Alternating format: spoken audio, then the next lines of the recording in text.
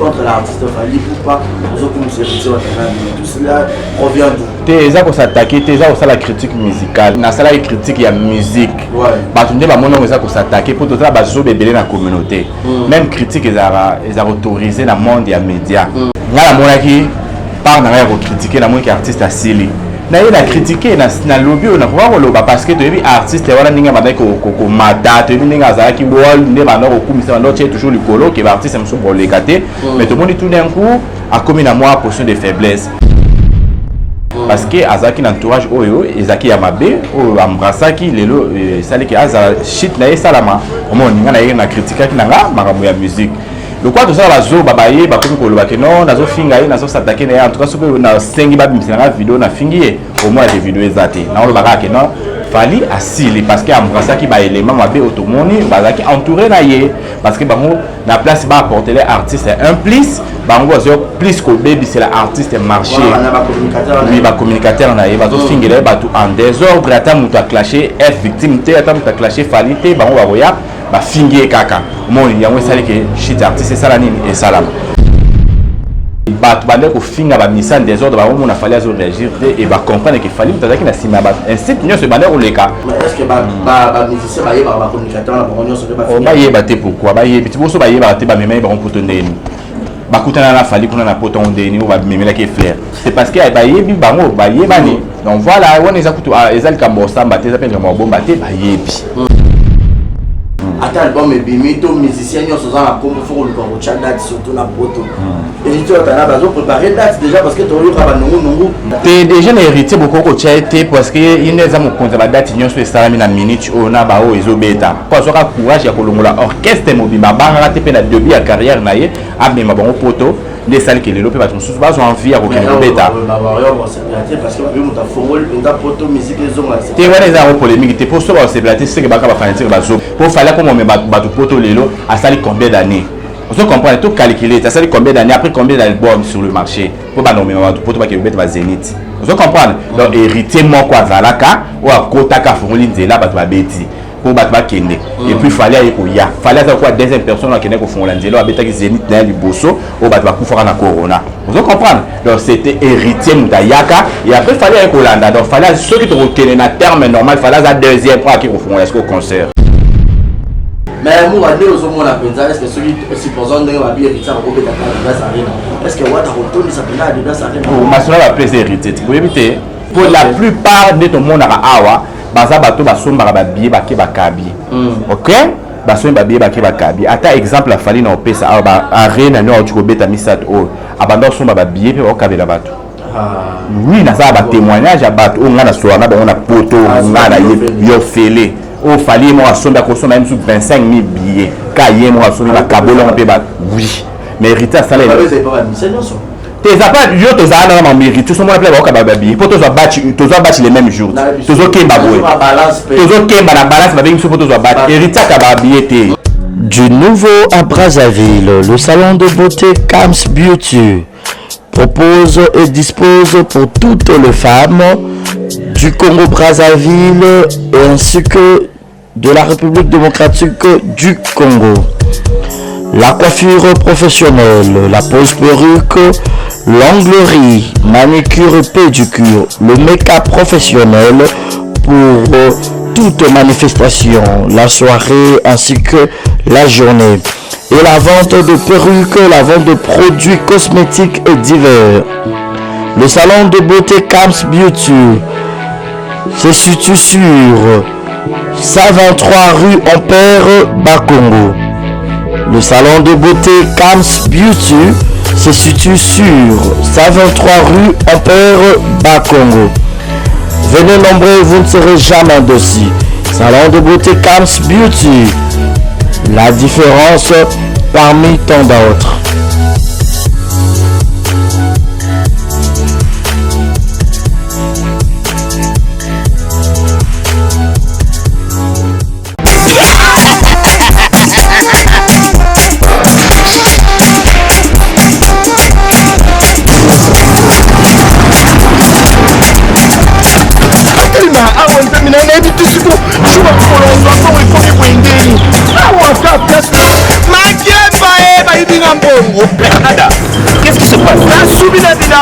makambo mbongo sala ngo awa temona kezaka lokiti na yo tino sala nini oyo eza agence ya transfert nde na pembe oyo nyonso de nada agence ya transfert na nzela abaki ekipe ya adresse te ezala kolikamba mbongo ye moko ce n'est pas possible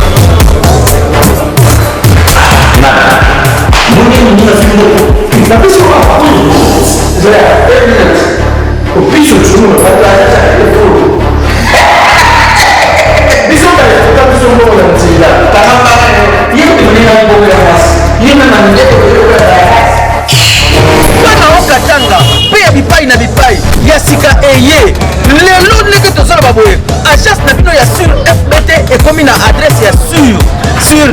chef katanga numéro 5 entre jamena na kambo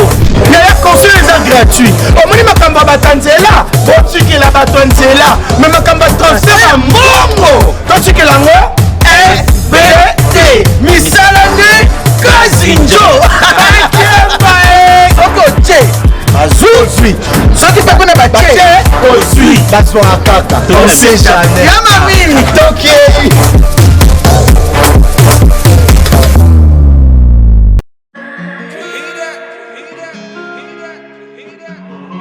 Désormais en Ngaliema, la modernité a un nom. Salle polyvalente Exodus. Ngaliema a désormais une référence, une identité. Vous désirez passer vos séjours inoubliables dans un cadre luxueux où l'on vous traite comme un roi? Une seule adresse. Salle polyvalente Exodus vous offre des appartements sur mesure, climatisés, propres et un personnel qualifié pour de fêtes inoubliables, des cérémonies professionnelles et rendre un dernier hommage mérité et digne. Exodus met à votre disposition deux grandes salles respectueuses. Dans la poto, dans la perruque à Kitoko, la Belgique, la Paris, partout aux alliés, Vanessa Airwig, trocha numéro wana na scène na olo babonde de olo ça ma perruque wala bomona ba sorte nier sur ma perruque à kitoko ba coupe ya milai Vanessa Airwig azawana na primoko abordable roso ma perruque na yo rocha robima chic robima ngebu. Bonsoir, bonjour, Bissekanos de Bozali, c'est moi Brown Cosmétique. J'ai eu beaucoup de messages, Bazutunanga, au sol la canine, pour atteindre la uniforme. Donc, n'a pas like Sabino, Oyo, et ma futa, on a mon salaka, et telisaka, et ça pour teint clair, bagam, différents, et ça caramel, métis, chocolat, pour maintenir caca, ba crème yama beaucoup ezali, ba crème yaba lèvres rose ezali, donc n'hésitez pas à contacter sur WhatsApp. Merci beaucoup, à bientôt. Mouah. Voilà, bienvenue à tous et dames, bonjour, bonsoir à tout le monde de la laquelle vous allez suivre cette émission. Je suis Marie-Zine Azam, je suis journaliste. Merci à ça, le Marie-Zine d'avoir été là. Merci à tous mes partenaires, le personnel, ça c'est jamais pour nous soutenir. Merci au couple Fiki pour Maman, Nathalie Fiki pour monter ma maman Paul Fiki pour. Merci à vous. FBT Missalan de cette agence est sûre pour la fret. Et puis Pauline a dit non, eux comment en toute sécurité continue à faire transfert d'argent la FBT Missalan. Et merci également à Madame Mimindou Mendoumé Rokia Kamara. Gros bisous à toi et prompt rétablissement à toi Rokia Kamara et mère boss Ali Makamara. Gros bisous à toi, mère boss Ali Makamara. Et merci infiniment à Malik Arafat, un très spécial à toi, de l'air au fond de Mena, je reste dans la merveille, je suis dans $, Alors, sur ce beau plateau, nous avons le privilège à Ozaranae, depuis Mourazo, on a Chassaro, première photo Ozaranae Pinza, donc pas d'abonnement, moi, parce qu'il y a par exemple, moi, sur la Pinza, tu reportes analyse à moi, tu as la musique, tu as l'actualité, moi, Mingi. Et les loyaux, Batunion, c'est pas lui qui a apporté choix là et pas à l'artiste, musicien, héritier Watanabe. Vous voyez, par rapport à nous, n'a pas de détail belé, n'a pas de programme belé, par rapport au schéma de la gloire. Martinez, aux attaquants, au fond la Bissot, je dirais déjà bonjour et bienvenue à Moura. Bonjour, bonjour, la Batunion, abonnez-vous sur exemple de télévision, vous avez de partout. Merci de l'attention pour attirer envers Bissot. Nous avons toujours un pour nous servir, nous pouvons devoir la Bissot. Un grand merci à Madjabu Gospel, balobi rendez-vous c'est moko le 26 mai avec le pasteur Mike Kalambayi. Nous avons la Zénith de Paris, Baranza Menyon Soboya Ebele.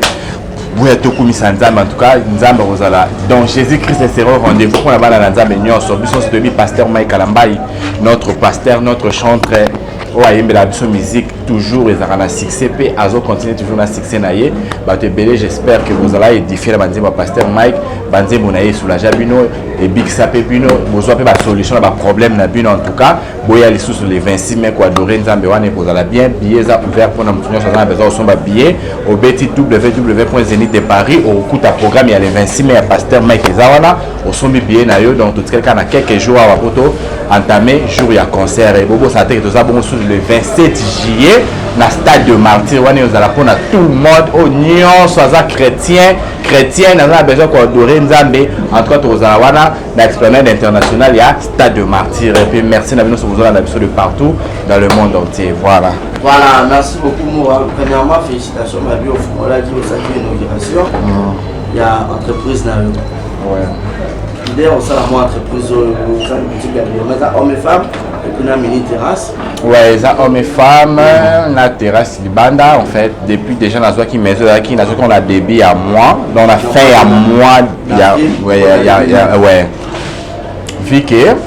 maison bana déjà au compter misala PCC là qui nango ndé na côté bloco na zaki nango ya basi na côté ici ba rivage Boya semaine auto banda na ni balé tout et tout ça mixte donc voilà idée on est qui nga déjà kala na zana idée déjà au ça les look moi bon les comme on va contre-temps demander pour ça là qui na ça projet donc voilà c'est ça et un peu coquille donc c'est bon voilà ils ont marché dans votre bien très bien sans problème en tout cas tout ça on a l'avenue Kandakanda croisement Chopi bâtiment ça va besoin pour les Kairumona tout ça en tout cas na banga ni na problème na pour la banque na ta problème tout monde donc na appelle le banque parce que justice c'est biso nyonso donc justice c'est ya mutu moté justice c'est pour na mutu nyonso azana besoin ya bokima la justice c'est pour na biso nyonso donc voilà justice c'est pour na biso nyonso tout justice c'est pour na biso nyonso tout donc on parle ça peut mutu azate mais sinon bravo et félicitations parce que mutu nyonso so azana moi établissement na yo ezo sala moi bien moi infra de kota donc pas tout pour ngara mo eza ya poto ya Kinshasa donc na kanaka de choper juste na point wana azawana mais moi ba tu belé banda ko s'inquiéter lors ya voyage na ba belé banda se poser ba question et pourquoi on a qui dans Kim pourquoi tikala qui te place aux alaki et tout ouais ça problème na bango tête on a qui là ba c'est là infra bien na to a contribuer na mamba visa za ina nzem mutute do za choix nanga en fait choix nanga isengela kina zonga pour mamba za nango donc wani déranger dans communauté parce que moi on a ça là donc voilà c'est ça voilà et kola la kola muka tout le monde mama omwa abi romi ko s'attaquer contre l'artiste Fally Ipupa zo comme c'est tout cela revient d'où te za ko s'attaquer te za ko la critique musicale na critique qui musique na sala critique ya musique ba tunde ba mono za ko s'attaquer pour tout ça ba zo bebele na communauté même critique ils a autorisé na monde ya média na ba université zo mona ngala mona ki par na ko critiquer na mo ki artiste asili na il a critiqué na lobby on a pouvoir loba parce que tu artiste wala ninga ba ko mata tu ninga za ki wol ne ba no ko misa no tient toujours le colo que artiste me pour les gâter mais tout le monde tout d'un coup a commis na moi position de faiblesse parce que azaki entourage oyo ezaki ya mabe o ambrasaki lelo sali ki aza shit na salama au moins ninga na critiquer ki nanga makambo ya musique le quoi tout ça va zo babaye ba comme ko loba que non nazo finga nazo s'attaquer en tout cas ce que na sengi ba bimisa na vidéo na fingi au moins des vidéos ezate na on loba que non Fally asili parce que ambrasa ki ba élément mabe automoni bazaki entouré na ye parce que bango na place ba apporter les artistes un plus bango zo plus ko baby c'est l'artiste marché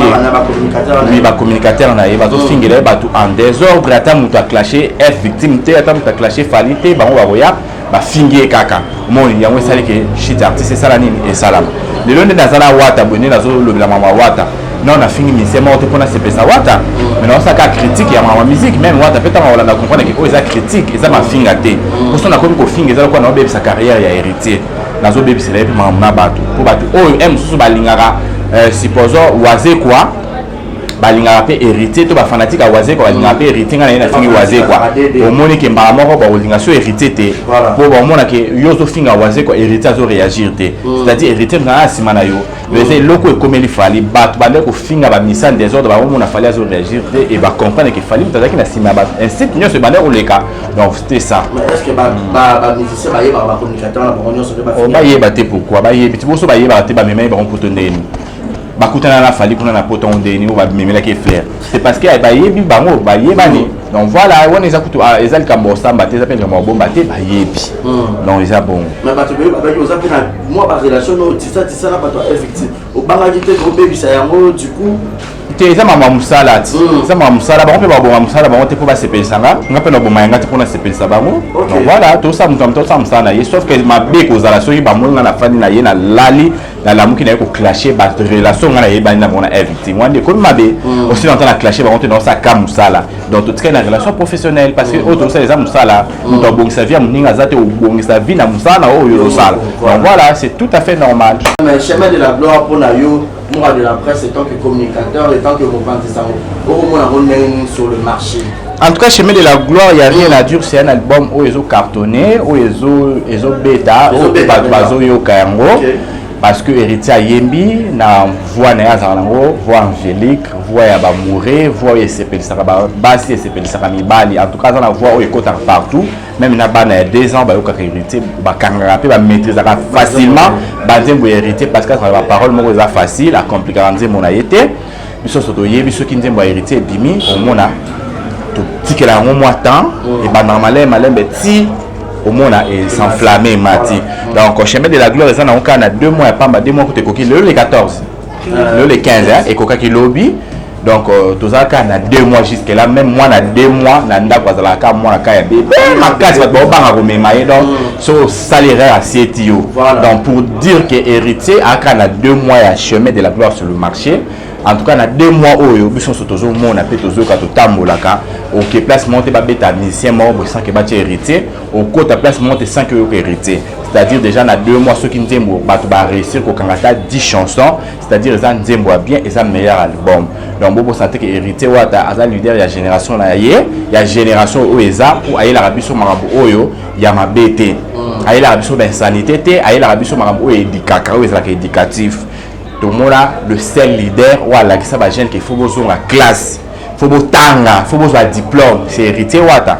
Hein, na Kinshasa en tout cas tu as na bango belé, mais tout le monde a ou appelle ça biso guanate. Pour ce to bito contre la bande comme artiste moko na moko tout na bango ba diplôme na bino, les arts ba obéissent la biso en route. Vous comprenez? Donc ba soit ka formation, ba yeko likana ba formation. La qualité pendio ezala ke to komi na musala bo bazo c'est la demande d'emploi il y a quand ba papier na au CV na yo au monde qui va à niveau où ya présenter na misala ezalate mais héritier c'est un artiste complet oyo atangi et puis azo continuer la musique Alexis biso que musique ezaka ya bazo baté musique pesa ya batama yele ko tanga ozo sala pe musique ozo comprendre donc Alexis biso kana na mabele ko sala pe homme d'affaires ko pe ko tanga vous comprenez donc vous s'appelle la boîte ko pe ko tanga donc héritier aza parmi ba jeunes oyo ba ekolakisa ba jeune nzela ya malamu eza ya kelasi ba parents nyonso bazaso ba boti mwana ye il faut atinda ye na chemin wana donc voilà y a rien à dire voilà y a rien à dire chemin de la gloire mais de l'eau la musique mutu nyonso komi ata album ebimi to musicien nyonso za na kombo faut le ko cha date surtout na poto et tu as na bazo préparer date déjà parce que to yo ka ba nungu mois de septembre on dirait date mois d'août to zo bater date awo kozala te déjà les héritiers beaucoup ko cha été parce que il ne za mo konza ba date nyonso esalami na minute ona ba o ezobeta yemta fongola yemta za mokonza ba date a cha date na album moko ka sur le marché na début ya carrière na ye akenda ko beta Olympia malgré et beta te mais a oza kendara déjà pe na orchestre jour on peut basala pe balance c'est quelqu'un concert boy combattant télémi banila concert donc aza déjà le guide ou la fongola ba date ya ba concert nyonso toujours mo ezobeta lelo parce que ya a Osaka ce père a osé te bateau basala ba carrière ébélé basé na plusieurs albums balinga bazwa force pe courage wana te le ko héritier kan album moko azoka courage ya kolongola orchestre mobimba banga te pe na début ya carrière na ye abima bango poto des salles qui les lopé parce que sous base envie à aucun bêta parce que mu ta fongol pinda poto musique les hommes te wana za polémique te pour ça c'est platé c'est que baka ba fanatique ba zo ba pour biso to yebi ki na début ya carrière héritier mutalongola orchestre mumamema ba poto pour fallait comme on ba poto lelo a sali combien d'années on comprend tout calculer ça sali combien d'années après combien d'albums sur le marché pour ba nommer ba poto ba ke bet ba Zénith on comprend donc héritier mon quoi zalaka ou a kotaka fongoli nzela ba beti pour battre kende et puis fallait ça quoi deuxième personne qui n'est qu'au fond l'angelo habita qui Zénith dans le bosso au battre coup fera na corona vous comprenez donc c'était héritier mutayaka et après fallait Kolanda donc fallait ceux qui te reconnaissent na terme normal fallait la deuxième fois qui au fond est-ce qu'au concert héritier il y a rien à dire il y a rien à commenter sans polémique c'est héritier donc voilà mais c'est voilà la date il y a tout le monde va dire sur beta arena ba eu arena ba Paris la défense héritier ce quoi année pour la bombe la biso ça ligne ya makasi et on est là surprise na yeko ba fanatique na yo ba linga la bonne musique ba spiritas c'est plus ba fanatique à la bonne musique quoi ça quand ba spiritas ça fait ba fanatique à la bonne musique on est là surprise o yemoko azo bombe la bango à ça check déjà date c'est ça en septembre non a tie jour T il y a on est ba bazo de la jour parce que héritier ça ba fanatique et belé bouger héritier héritier c'est la monnaie de Adidas Arena pour David Monsoa commentaki na commentaire mo boya page na ye héritier ça va fanatique et bien on dira bête en Adidas mais je confirme pas na dire la bon héritier ça va fanatique na ye au balingara ba mona ya en live ça fait vraiment longtemps au héritier a yemino en live était na concert à Minene le quoi ba Zénith tu vois na poto asa bateau balingara ye parce que héritier ça na voix oyo ya ba mourir au ba garçon na ba fille balingaka donc baza besoin ba retrouver na live donc c'est la peine date wana maboko ya ofuma maloko ba yebi déjà moi en septembre c'est la kaba fixer le bon jour na date vous comprenez donc wana to tikeli ye moko mutazo guider makamna ya yebi ndinga bosa kaninga pesa biso mois ya septembre yebi comme to tikela biso date na jour donc biso surtout c'est la kaba en septembre donc je crois akoko annoncer biso ngota na ba juillet awa tu reçois déjà jour au concert en septembre mais bon ça va être que tout ça on a concert le 8 juin awa concert il y a ouverture il y a sortie officielle de l'album là il y a présentation album et cause là on a Pullman Hotel et ça a table par table $500 donc voilà il y a dans les mutaté mais boye déjà va concert na boujaka habiter la personne à Rotana tout le monde appelle des boujaka donc il y a rien à dire voilà c'est là $300 voilà mais moi on est aux hommes est-ce que celui supposons de va bien ça va peut-être Adidas Arena est-ce que what a retourné ça peut Adidas Arena ma soeur va plaisir héritier tu peux éviter bon bah cela va plaisir à héritier Wenget on va critiquer what a bina stade de martyr ça qui bien ka ba te be ko be ba bien ka na be bilo mo ko te po aboya ki ko kababiye yango ça ke ba ba benge mafia aboya ko kababiye ba te pende ba soma biye pe so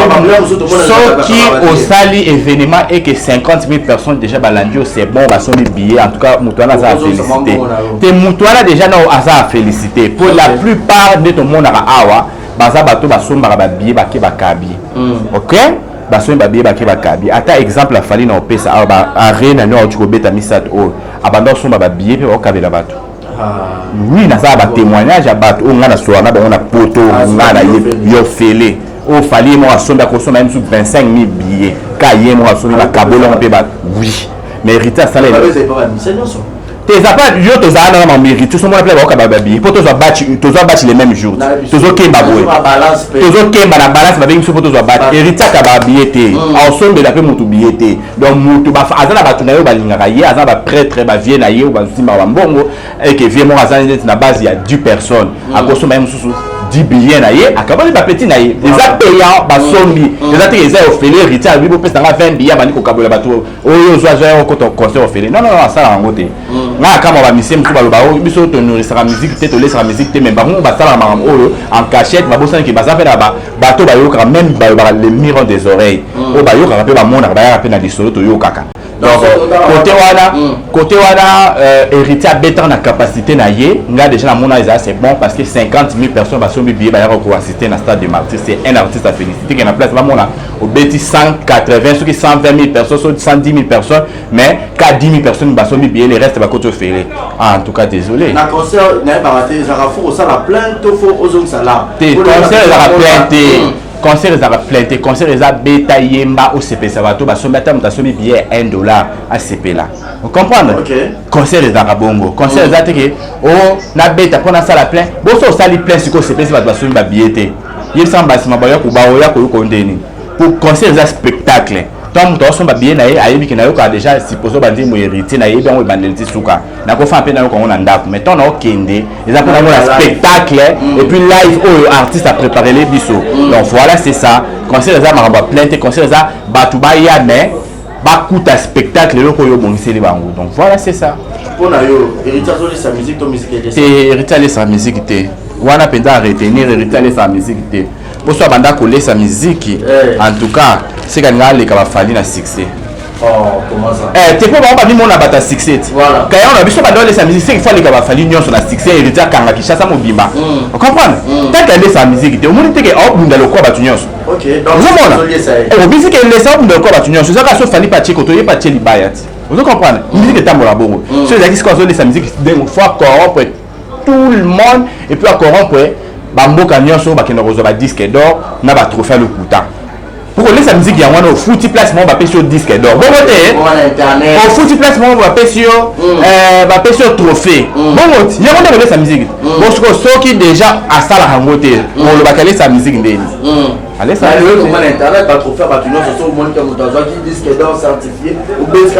monde tout est possible même mundela akoma corrompu na monde tout est possible mundela akoma mpe corrompu na monde oyo ocomprendre bafuti mpe lara beti makambo na internet abalancele biso bayebisaka biso concert afali oyo ya zénith etondaka plainte oyo auti kobeta barena oyo etondaka plainte mais nzoka nde baplace mosusu bato bakotaka te batiaka rideau asala te tomona te baplace mosusu batiaka rideau ozo comprendre mais na arena kuna na place yango oyo asalaki arena batieli biso ke oyo asali soki l'artiste a débordé bato mpe bazalaki débordé ok c'était pas ça donc pour dire que image eza c'est pas un problème image ekozala na kokata awa ti omonika image awa omonika image awa biso so tomoni me na nsima tomoni te ozo comprendre donc c'est ça donc voilà mais l'artiste fallait pour parler aux disques d'or certifié encore te ya azwaka bacertifié félicitation en tout cas mpo yo ozwaka bacertifié banda toyeba fali na kishasa ya azwaka bacertifié baartiste minene koleke lokola bagimi sino toyoka makambo te oyo bayembaka mpe na poto bana bafanatique oui kaka bagims baa na kishasa te bazala na france bagims baa baartiste minene na france bate tozela toke malembe bagims baa baartiste minene na france badaju ok babetaka bazala bawesh oyo ya france balingaka bango bakonsomaka bango akobimisela au moins bon espace ka ya 2 heures d'etat abeti déjà plus de millions de vies ozo comprendre maintenant toyoka te baprésente biso badisque fali azwaka na kishasa fali ana combien de personnes na kishasa oyo bazosomba badisque na ye azwaka badisque wana bino ozoloba wana aza na combien de personnes tout ça pe nao tout ça topusa pe mwa mayele na nsima ya leki badaju na bafanatike oyo basombaka album na bastreaming aleki bango te yaya so oyebaki aleki bango te botala ntango daju alansaka clip na ye na youtube fallait pas lancer un clip na YouTube autant un an avec un million de vues avant 24 heures fallait une soit comme ça peut 10 jours avec un million ça va fanatique comme normal donc voilà oh il y a pas de musique tu as vu la musique mais plus pour aller s'attaquer plus non oui parce que ma communicateur peut faire attaquer oui bon on va attaquer ma communicateur à faire dans attaquer tout le monde on a mon qui va attaquer Wata à l'occasion de rien parce que Wata ça il va le côté Wata ça album là. Voilà, bienvenue à tous et à toutes. Bonjour, bonsoir à tout le monde de la radio. Vous allez suivre cette émission. Je suis Marie-Zine Azam, je suis journaliste. Merci à ça, le Marie-Zine Merci à tous mes partenaires, le personnel de la Saint-Germain pour nous soutenir. Merci au couple Fiki pour Maman, Nathalie Fiki pour monter ma maman, Paul Fiki pour. Merci à vous. FBT Missala de cette agence est assurée pour la frais et puis Pauline a une ECOMA en toute sécurité continue à le transfert d'argent la FBT Missala et merci également à madame Mimindo Mendoumé à la Mimi Rokia Kamara gros bisous à toi et prompt rétablissement à toi Rokia Kamara et mère boss Ali Makamara gros bisous à toi mère boss Ali Makamara et merci infiniment à Malik Arafat, très spécial à toi, de le fond de Mena, je reste dans la merveille, je suis dans vous, qui te copie Taï, qui te copie Dollar. Alors, sur ce beau plateau, nous avons le privilège à Ozaranae, depuis mon raison, à Chassaro, première photo Ozaranae Kenza, donc pas d'abonnement, parce qu'il y a un peu de la penza tokota kotama ba analyse amo zepele toza la musique toza na ba actualité moi mingi et lelo yo ba nyonso ba bi mo apporter choix na ye et pas à l'artiste musicien héritier wa Canada oui par rapport à tout na ba détail belé na ba programme belé par rapport à chemin de la gloire Martinez aux attaquants au fond la biso je dirais déjà bonjour et bienvenue Amoura. Bonjour, bonjour Nabatunion So, abonnez sur exemple télévision, de partout. Merci d'attention pour attirer un vers Bisso. Nous aurons toujours un pour nous servir, nous pouvons devoir la Bisso. Un grand merci à Madjabou Gospel, Balobi rendez-vous c'est mon corps le 26 mai avec le pasteur Mike Kalambayi. Nous avons la Zénith de Paris, Balanza Mignon Soboya et Belé. En tout cas, donc Jésus-Christ sera au rendez-vous pour la balle dans le pasteur Mike Kalambayi, notre pasteur, notre chanteur. La musique toujours ils ont un succès et azo continue toujours à succès naie j'espère que vous allez édifier la pasteur Mike banze bonaye soulager bino et big sapé bino vous avez pas solution à problème na bino en tout cas boya les sous les 26 mai quoi adorer nzambe wane pour la bien billets ouvert pour nous besoin besoin son billet au beti www.zenith de Paris au coup ta programme il y a les 26 mai pasteur Mike Ezawana au son billet na yo donc tout quelqu'un a quelques jours à photo entamé jour il y a concert et bobo ça tout ça bon le 27 juillet dans le stade de Martyr, on est pour tout le monde, au Nyon, soit chrétien, on a besoin d'adorer Nzambe. En tout cas, dans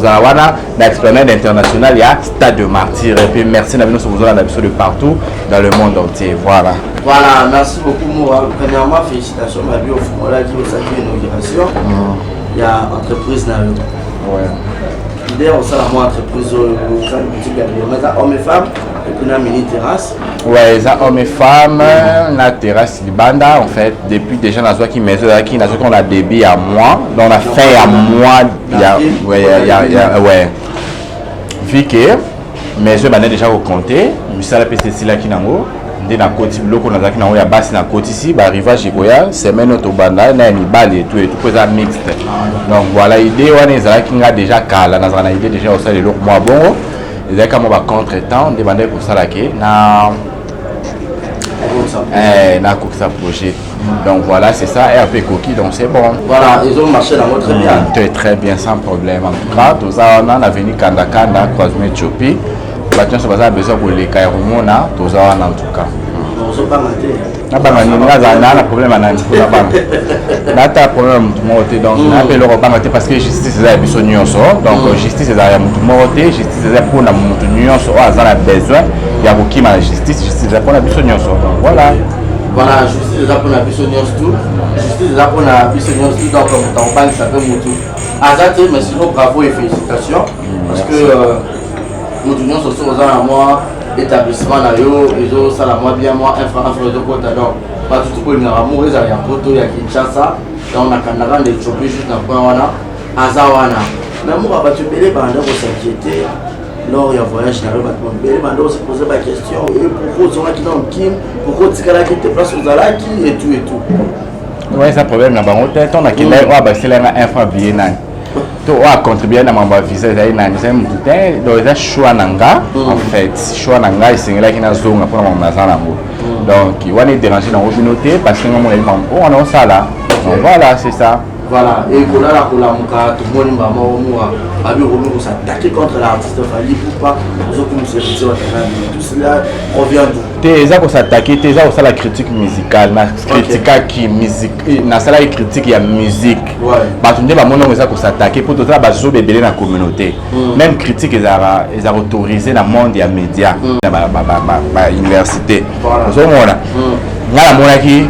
par na ya critiquer la moins qui artiste asili na il critiqué na lobby on a pouvoir loba parce que tu es artiste wala ninga ba ko mata tu es ninga za ki wol ne ba no ko mi ça no toujours le colo qui va artiste me pour les gâter mais tout le monde tout d'un coup a commis à moi portion de faiblesse parce que azaki l'entourage oyo ezaki ya mabe o ambrasaki lelo sali ki aza shit na salama au moins ninga na critiquer ki nanga makambo ya musique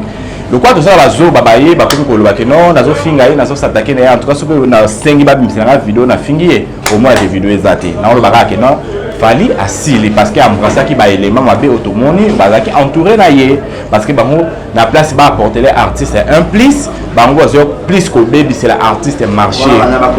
lui ba communicateur na ye bazo fingela batu en désordre ata mutu a clashé F victime te ata mutu a clashé fali te bango ba roya ba fingi kaka moni yango sali que shit artiste sala nini et salama le londe nazana wata boni nazo lobela mama wata non na fingi misema auto pona se pesa wata mais non ça ka critique ya mama musique même wata peut-être on la comprendre que oh ça critique et ça ma finga te pour ça na comme ko finga ça quoi na bébé sa carrière ya héritier nazo bébé c'est là mama na batu pour batu oh aime sous balingara supposons waze quoi balingara pe héritier to ba fanatique a waze quoi balingara pe héritier ngana na fingi waze quoi au moni ke mbala moko ba olinga so héritier te pour ba mona ke yo zo finga waze quoi héritier zo réagir te c'est-à-dire héritier na simana yo mais loko e comme il fallait battre bande ko finga ba mission des ordres ba mona fallait zo réagir te et ba comprendre que fallait tazaki na sima ba ainsi nyo se bande o leka donc c'était ça mais est-ce que ba musicien ba yeba ba communicateur na ba nyo so ba ba yeba te pourquoi ba yebi ti boso ba yeba te ba mema ba ko tondeni bakutana na fali kuna na poto ondeni ou ba memela ke flair c'est parce que ba yebi bango ba yebani donc voilà on les a kutu ezali kambo samba te zapenda mo bomba te ba yebi non ils a bon mais ba to ba yo za pena moi ba relation no tisa na ba to effective o banga jite ko baby sa yango du coup te eza mama musala ti eza mama musala bango pe ba bomba musala bango te po ba sepelisa nga ngape na bomba yanga te po na sepelisa bango donc voilà to sa musala na ye sauf que ma be ko zala soki ba molanga na fani na ye na lali na lamuki na ye ko clasher ba relation nga na ye ba na mona victime wande ko mabe aussi dans la clasher bango te dans sa ka musala donc tout na relation professionnelle parce que auto ça les a musala muto bongisa vie muninga zate bongisa vie na musala o yo sala donc voilà c'est tout à fait normal mais chemin de la gloire pour na yo moi de la presse tant que communicateur et tant que revendiquant au moins on sur le marché. En tout cas, Chemin de la gloire, il n'y a rien à dire, c'est un album où ils ont cartonné, où ils ont bêta, où ils ont kayango. Parce que héritier Yembi, na voix na Zarango, voix angélique, voix ya bamouré, voix ya s'appelle Saraba, basi ya s'appelle Sarami Bali. En tout cas, dans la voix où il côté partout, même na bana 2 ans, ba yoka héritier, ba kangara pe ba maîtriser facilement, ba nzembo héritier parce que la parole mo est facile, à compliquer nzembo na yete. Biso soto yebi ceux qui nzembo héritier bimi, au mona to tikela ngo moi temps et ba normalement malem beti au monde et s'enflammer mati donc chemin de la gloire ça na on a 2 mois pas 2 mois côté coquille le 14 le 15 et coca qui lobby donc tout ça quand na 2 mois jusque là même moi na 2 mois na nda kwa zala ka moi na ka ya bébé ma case va ba banga ko memaye donc so salaire assiette yo donc pour dire que héritier a quand na 2 mois à chemin de la gloire sur le marché. En tout cas, na 2 mois oyo biso sotozo mon appel tozo ka to tambolaka OK place monter ba beta musicien mort sans que ba héritier au côté place monter sans que héritier c'est-à-dire déjà na 2 mois ceux qui nzembo ba to ba réussir ko kangata 10 chansons c'est-à-dire ça nzembo bien et ça meilleur album donc bobo santé que héritier wata aza leader ya génération na ye ya génération oeza pour ayer la biso marabu oyo ya mabete ayer la biso ben sanité te ayer la biso marabu éducatif oeza ka éducatif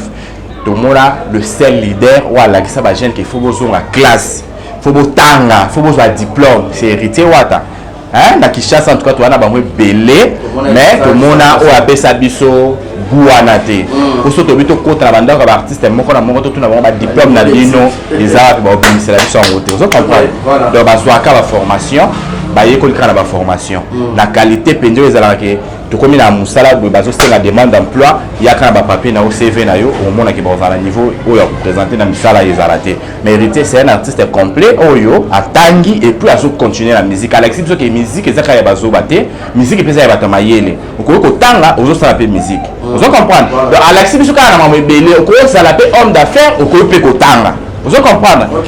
donc vous appelle la boîte ko pe ko tanga donc héritier aza parmi ba jeunes oyo ba ekolakisa ba jeune nzela ya malamu eza ya kelasi ba parents nyonso baza so baboti mwana ye il faut atinda ye na chemin wana donc voilà il y a rien à dire voilà il y a rien à dire chemin de la gloire mais de l'eau la musique mutu nyonso komi ata album ebimi to musicien nyonso za na kombo faut le ko cha date surtout na poto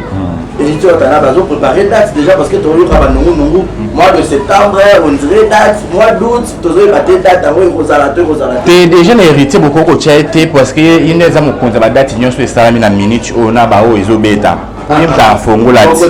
yemta za mo konza ba date a cha date na album moko ka sur le marché na début ya carrière na ye akenda ko beta Olympia malgré et beta te mais a oza kenda déjà pe na orchestre jour on peut basala pe balance c'est quelqu'un concert oui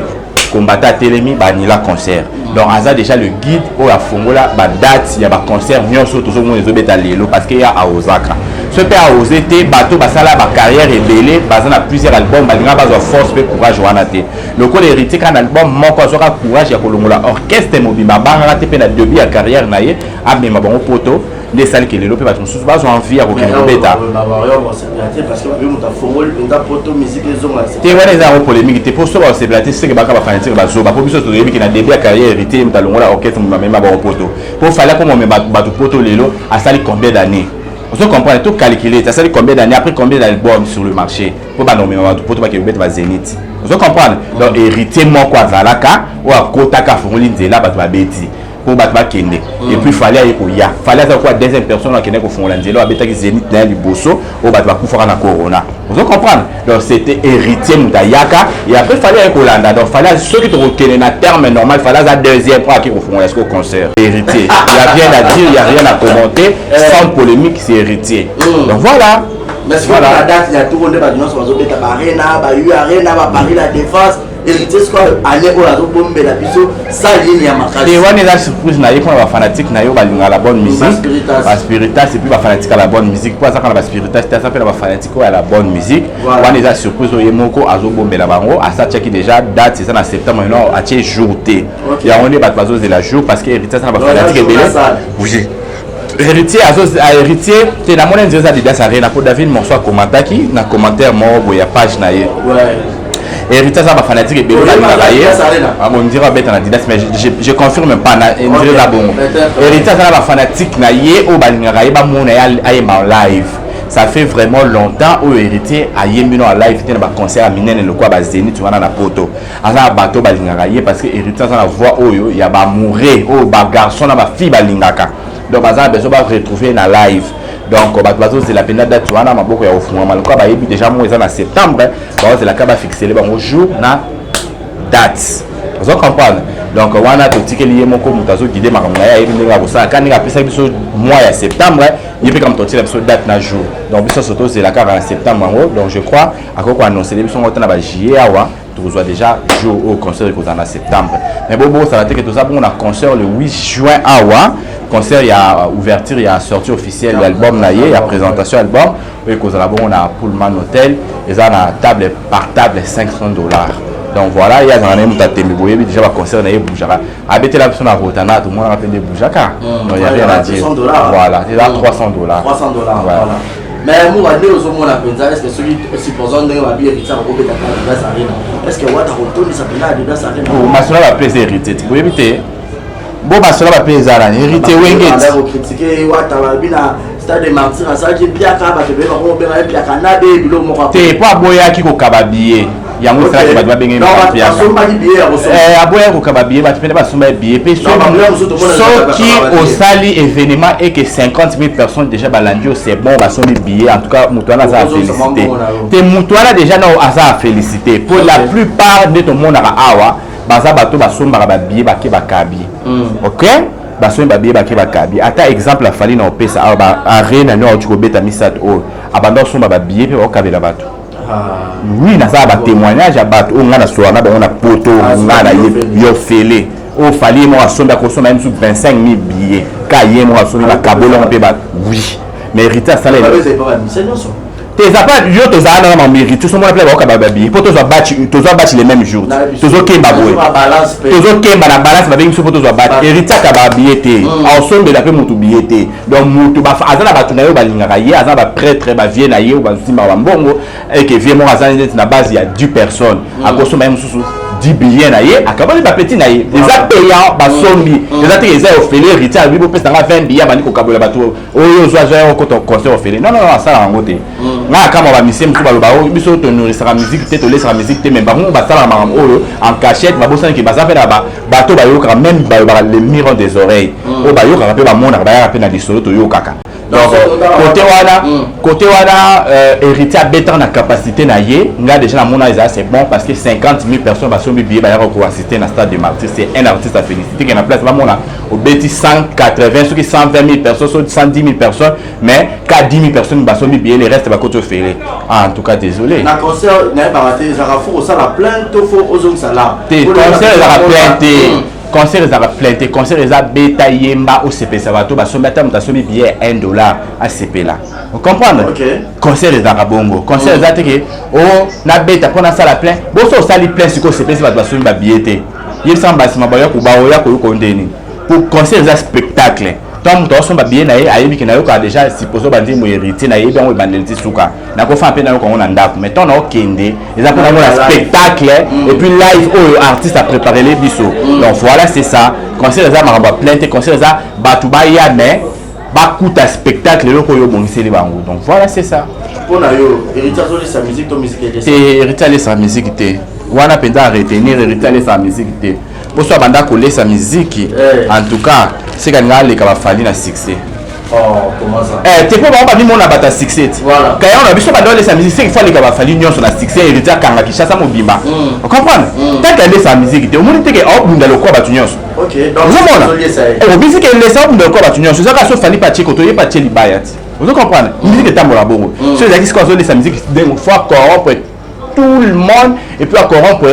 bamboka union sur bakena rosa disque d'or, na ba trophée le couta. Pour laisser la musique, il y a un foutu placement, on va payer sur disque d'or. Bon côté, au foutu placement, on va payer sur trophée. Bon côté, il y a un laisser la musique. Bon, ceux qui déjà à ça la hangoté, on va laisser la musique d'elle. Allez, ça. Comment internet va trophée, va tenir sur le monde comme dans un disque d'or certifié ou bien ça la la monde tout est possible, même monde la comme corrompu. Oh, la monde tout est possible, monde la comme corrompu dans monde. On comprend, bah foutre pe là, bête sur internet à balancer les bisous. Bah il ça biso concert a fallu au ya Zénith et tout dans la plainte.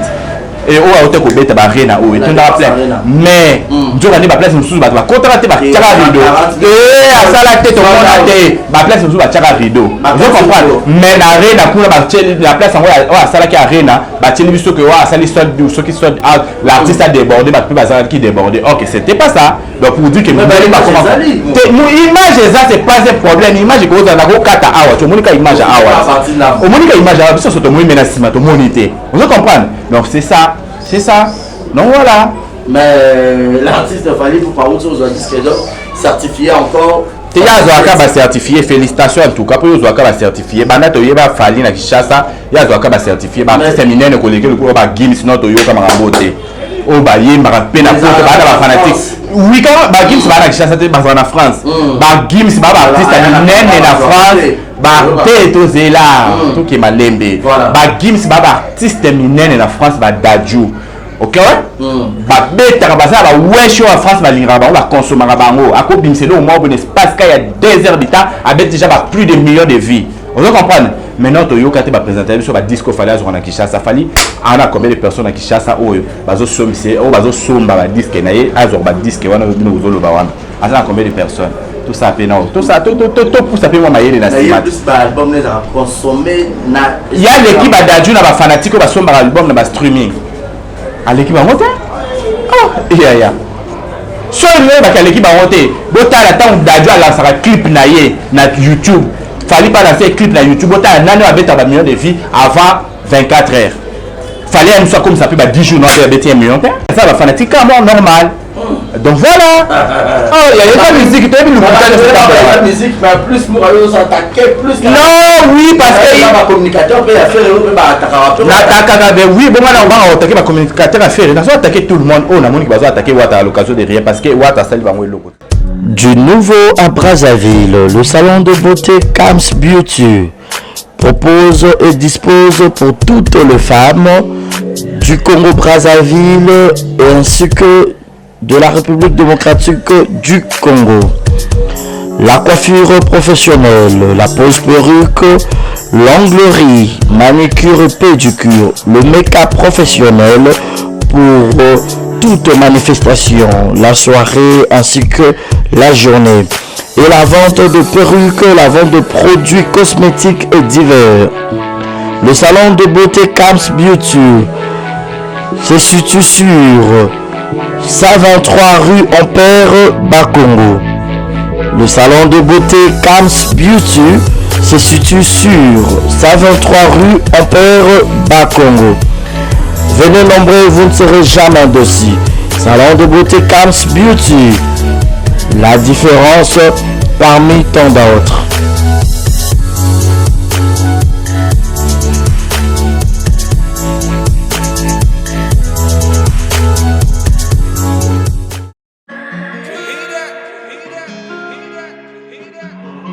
Désormais en Ngaliema, la modernité a un nom.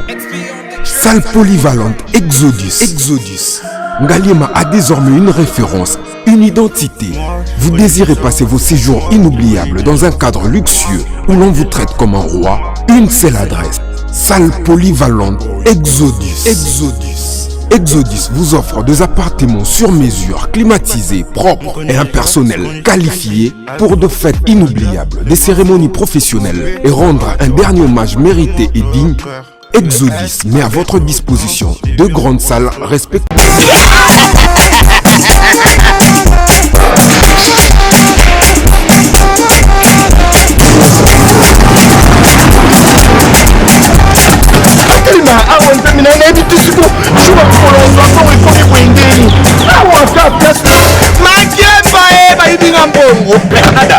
Qu'est-ce qui se passe?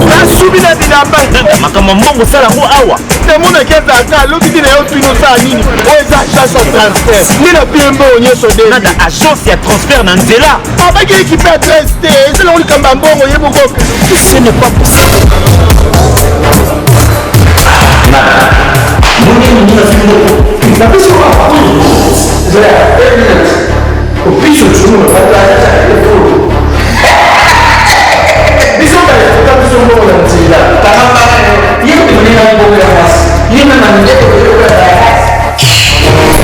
Katanga pe ya bipai na bipai ya sika eye lelo ndenge tozala baboye agence na bino ya sur FBT ekomi na adresse ya sur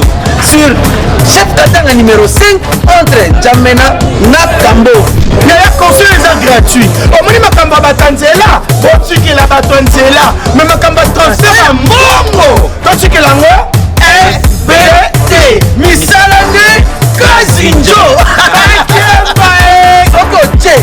azuzwi soki mpe kuna bache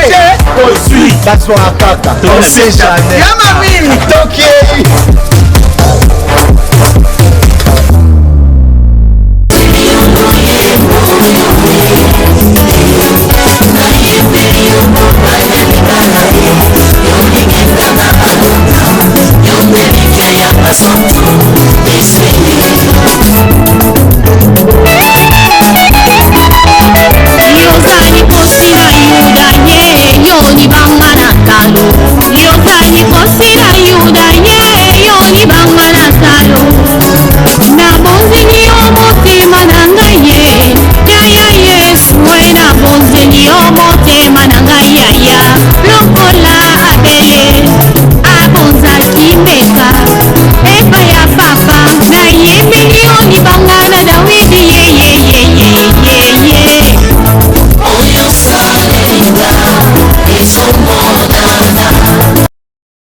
Exemple TV Kitoko, rien à dire. Abonnez-vous massivement sur Exemple TV. Batou bolinga nada, encore comme il y a 100 périques boy. Faut vous s'abonner. Vous s'abonner à Exemple TV. Ça Exemple TV. Vous s'abonner belé à la chaîne YouTube. Exemple TV Kitoko, rien à dire. Yaya, toyoka comme exemple à suivre, cette fois-ci Exemple TV. Si on voyait exemplaire en autres, non, il y a s'abonner. Exemple télévision, c'est vraiment un exemple à suivre. Il n'y a pas de polémique, il n'y a pas de conneries, il n'y a pas de... C'est vraiment... Il y a dans la lignée, il y a dans la nzela.